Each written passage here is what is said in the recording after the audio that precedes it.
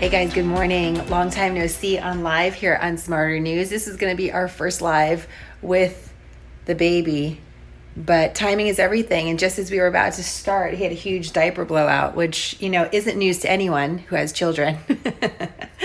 But listen, I wanted to jump on today because today is a really important day for several reasons.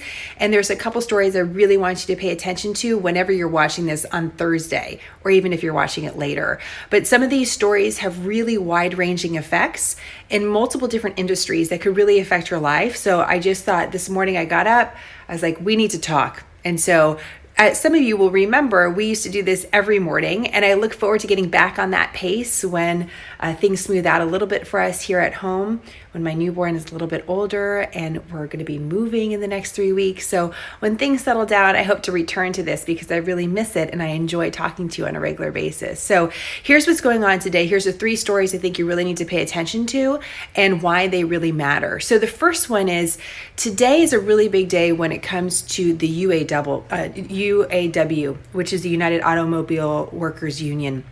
It's one of the most massive unions in America. And the UAW, the GM workers for the UAW have been on strike for 31 days. And right now there's a tentative agreement between the union and GM that may move towards ending the strike, but we don't know today. Will be a really major day where the National Council, these representatives of the union, are going to take a closer look at this and see, are they going to pass it on to the members? Why this matters so much is not just because this strike has affected 500,000 plus jobs across the country, not just the GM workers that are striking, which is around 46,000, but the ripple effects have affected about 500,000 jobs in America.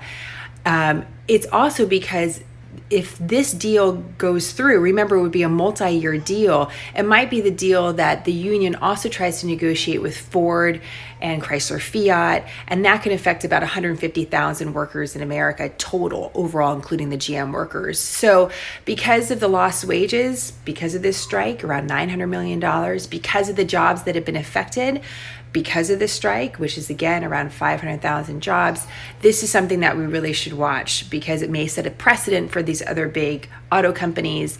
And all of this matters when we look at our jobs report at the end of the month and look at jobs overall, the job picture in America. So I want to flag that for you. We'll find out more information on that hopefully later today on Thursday. The second thing I think you should watch is what's going on in Chicago. It's the 3rd largest school district in America, and the teachers are on strike. The mayor canceled all school for 300,000 students in anticipation of the strike by 25,000 teachers.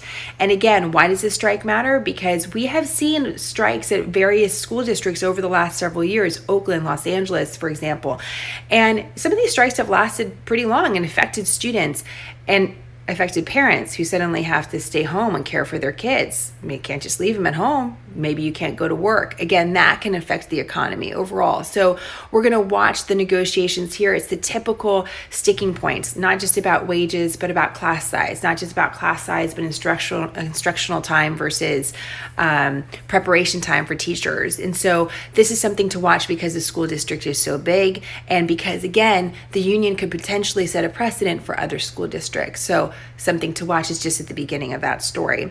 And then finally, here's the big international story you should watch. You have Secretary Pompeo, Secretary of State, along with the Vice President, Mike Pence, in Turkey today, talking to Turkey's president. And what are they trying to do? Well, they're trying to negotiate a stop to this operation by Turkey. And just to recap here, I hear a baby behind me. He's going to know a lot about international affairs. Oh my gosh, he has jeans. Oh, and he just spit up all over. Sorry, Dad. Oh. We're going to clean up. Oh my God. This is the reality, guys. This is my reality. It's changing dirty diapers. It's wiping up spit up. And it's international affairs for Smarter News. This is the way it goes. But here's why we know why this really matters when it comes to what's going on in Turkey.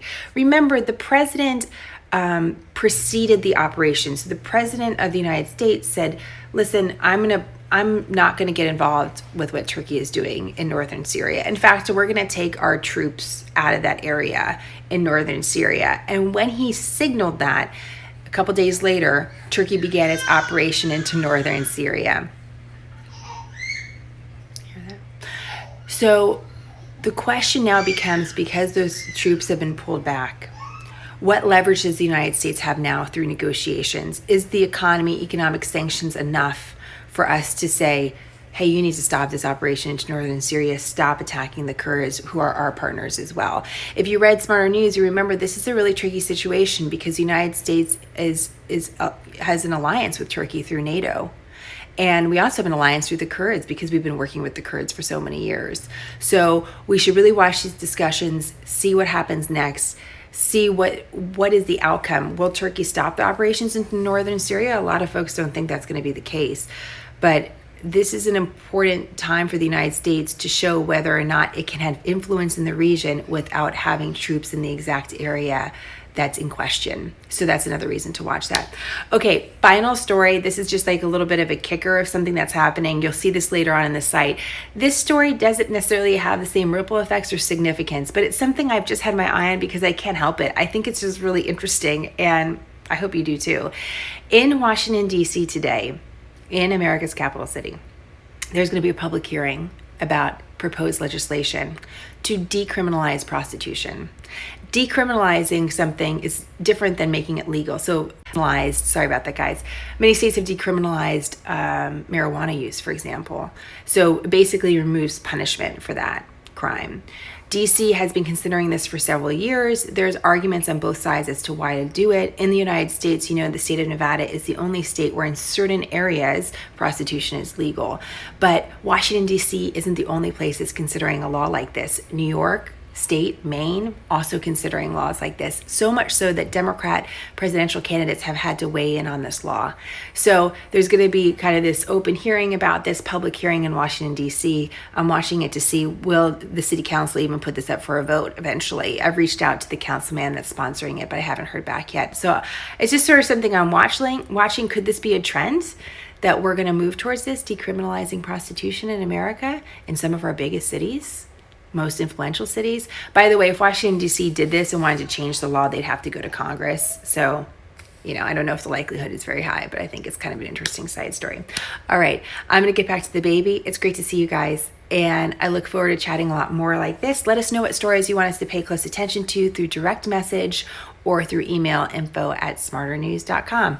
But 3 big stories to watch, lots of big ripple effects for the economy and for the United States on the international stage. So I hope this was helpful, and I'll talk to you guys later. Bye.